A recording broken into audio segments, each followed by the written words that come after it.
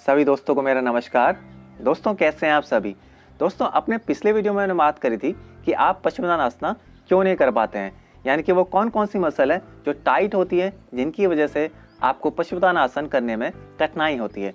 इस वीडियो में मैं आपको बताऊंगा वो सभी योगाभ्यास जिनकी मदद से आप उन मसल्स को फ्लेक्सिबल बना सकते हैं और जब आप उसके बाद पश्चिमोत्तानासन करेंगे तो आप इसे सरलता से कर पाएंगे। तो चलिए देखते हैं कौन कौन से अभ्यास हैं। बने रहिए वीडियो के अंत तक, क्योंकि इसमें भी आपको कुछ ना कुछ सीखने को जरूर मिलेगा। दोस्तों सबसे पहले आप इस स्थिति में आ जाइए, यानी कि दंडासन की स्थिति में आ जाइए। आपकी जो हथेलियां हैं आपके नितंबों के बगल में रहेंगी, आपकी जो पैर हैं वो आपस में मिले रहेंगे।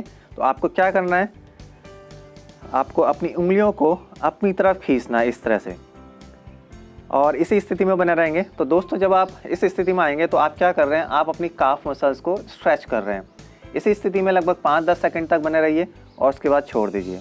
आप चाहें तो आगे कर सकते हैं, इस तरह से स्ट्रेच भी कर सकते हैं, नहीं तो फिर दोबारा से आप रिपीट कीजिए इसे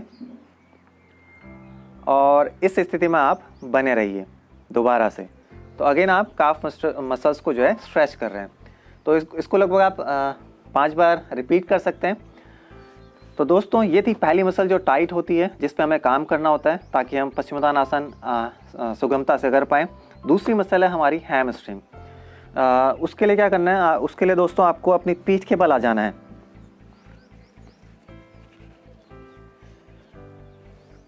दोस्तों पीठ के बल आने के बाद में आपको अपने जो पैर है इसको ऊपर की तरफ ले जाना है और यहाँ पे आप पकड़ लीजिए, इंटरलॉक कर लीजिए। तो आप क्या कर रहे हैं, अपनी हैमस्ट्रिंग को इस वक्त खींच रहे हैं। इसी स्थिति में बने रहेंगे।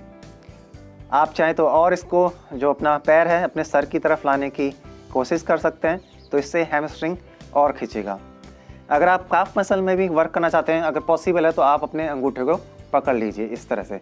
तो अब आप अपनी काफ पर भी काम कर रहे हैं, यानी कि हम इस लेग लिफ्टिंग से, इस लेग स्ट्रेचिंग से अपनी काफ मसल्स को और अपनी हैमस्ट्रिंग्स को जो है स्ट्रेच कर रहे हैं। दोस्तों ये योगाभ्यास मैं आपको इसलिए बता रहा हूँ क्योंकि जब आप डायरेक्टली पश्चिमोत्तानासन करते हैं तो थोड़ी कठिनाई होती है। तो इसलिए हम थोड़े सरल आसन कर रहे हैं, सरल योगाभ्यास कर रहे हैं, ताकि जो कि हमारे लिए संभव भी है और उससे हम इनकी फ्लेक्सिबिलिटी को बढ़ा रहे हैं। तब आप पश्चिमोत्तानासन करेंगे तो आपको आसानी पड़ेगी। तो दोस्तों 2 मसल पे हमने कार्य कर लिया है। अब हमारी बारी आती है यहाँ पे नितंबों की, यानी कि आपकी ग्लूटियल मसल्स की। तो इसके लिए क्या कर सकते हैं आप, इसके लिए दोस्तों आप इसी तरह से पीठ के बल आ जाइए और जो है दोनों घुटनों को आप यहाँ एक एक करके आप मोड़ सकते हैं। जैसे आपने दायां घुटना अपना मोड़ लिया है और फिर इस तरह से आप इंटरलॉक कर लीजिए और फिर अपने घुटने को आपको पुश करना है ज़मीन की तरफ। आपको कोशिश करनी है कि आपका जो घुटना है वो ज़मीन से टच हो जाए। तो ऐसा करने पे आप क्या कर रहे हैं, ऐसा करने पे आप अपने नितंब, यानी कि यहाँ पे जो मसल्स हैं, ग्लूटियल मसल्स हैं, उनको आप फ्लेक्सिबल बना रहे हैं। तो कई बार आप रिपीट कर सकते हैं इसको दोनों पैरों से, क्योंकि दोनों पे ही हमें वर्कआउट करना होता है। लेकिन मैं आपको दाएँ से दिखा रहा हूँ ताकि आपको नज़र आ जाए। तो दोस्तों ये हो गया हमारे नितंबों के लिए अभ्यास। नितंबों के लिए एक और योगाभ्यास है जो आप कर सकते हैं, जिसको बोलते हैं पिजन पोज। तो पिजन पोज के लिए दोस्तों आपको क्या करना है, यानी कि सपोज़ आपको दाएं, चलो मैं बाएं से करके दिखाता हूँ। आप ये बायां इस तरह से आगे ले लीजिए और इसको 90 डिग्री पे कर लीजिए। अगर ये संभव नहीं है तो आप थोड़ा पीछे भी से कर सकते हैं, नहीं तो 90 डिग्री पे कीजिए और फिर अपनी जो हथेलियाँ हैं वो ज़मीन से लगाने की कोशिश कीजिए और अपनी जो चिन है, जो ठुड्डी है, उसे भी ज़मीन से लगाने की कोशिश कीजिए। थोड़ी देर इस स्थिति में बने रहेंगे। तो इससे क्या हो रहा है दोस्तों, अगेन आप जो अपनी ग्लूटियल मसल्स है उसको खींच रहे हैं या उनकी फ्लेक्सिबिलिटी जो है बढ़ा रहे हैं। आप कोई भी आसन चुन सकते हैं, मैं आपको जो सबसे आसान आसन है वो बता रहा हूँ।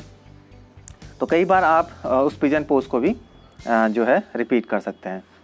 अगला दोस्तों है आपका हलासना। तो हलासना क्या करेगा, हलासना आपकी जो बैक मसल्स है उन पे वर्कआउट करेगा। तो हलासना और आसना के मुकाबले थोड़ा आसान है। तो चलिए देखते हैं हलासना के लिए क्या करना है। पीठ के बल आ जाना, आपको प्लाव पोस्चर से बोलते हैं। और फिर पैरों को ऊपर ले जाके इस तरह से आप नीचे ज़मीन में लगाने की कोशिश कीजिए। पीछे आप इंटरलॉक कर सकते हैं। तो हलासना में दोस्तों आप अपनी बैक मसल्स को स्ट्रेच कर रहे हैं। थोड़ा बहुत स्ट्रेच आपका हैमस्ट्रिंग का भी होगा, थोड़ा बहुत आपकी काफ मसल्स का भी होगा। थोड़ी देर इस स्थिति में बने रहेंगे और उसके बाद आप वापस आ सकते हैं। तो इससे आप क्या कर रहे हैं, आप अपनी पूरी बैक मसल्स को स्ट्रेच कर रहे हैं। इसके अलावा दोस्तों आपको अपने तलवों पे भी काम करना है, क्योंकि मैंने बताया था पिछले वीडियो में कि हमारा जो पूरा पीछे वाला हिस्सा होता है वो कनेक्ट रहता है। तो इसके लिए आप प्लैंक कर सकते हैं। प्लैंक से आप क्या करेंगे, आप अपने पैर के तलवों में जो मसल्स है उन पे काम करेंगे। इस तरह से आप प्लैंक में आ जाइए, सामने देख लीजिए और थोड़ी देर इस स्थिति में बने रहेंगे। तो दोस्तों ये थे वो योगाभ्यास जिनकी मदद से आपको पश्चिमोत्तान करने में सुगमता होगी।